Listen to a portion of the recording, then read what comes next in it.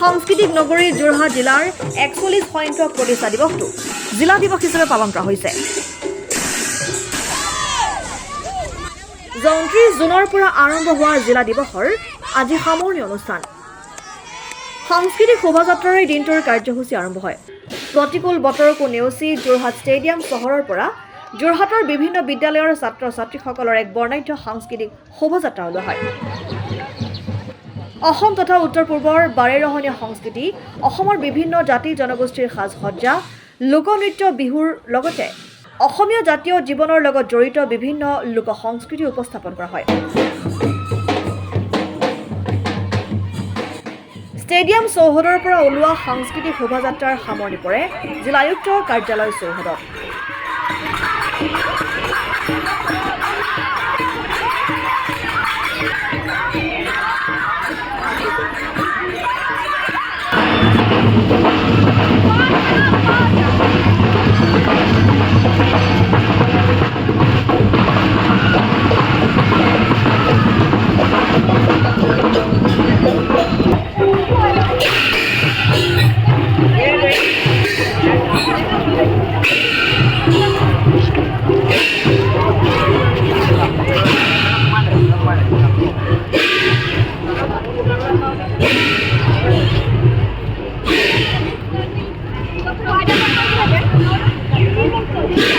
সকলোকে নমস্কাৰ জ্ঞাপন কৰিছোঁ। আজি যোৰহাট জিলা দিৱস উপলক্ষে 41তম জিলা দিৱস উপলক্ষে আমাৰ যোৱা 29 তাৰিখৰ পৰা যি প্ৰগ্ৰেম হৈ আছিলে 29, 30 আজি 1 তাৰিখে আজি এটা বাৰেৰহণীয়া আমি শোভাযাত্ৰা আয়োজন কৰিছিলোঁ।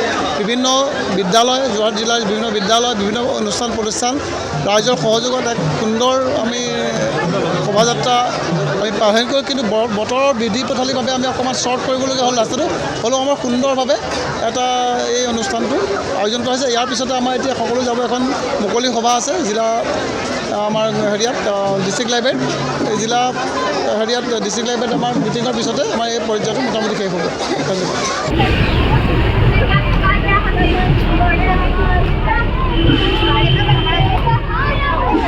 News desk report, Democratic Assam.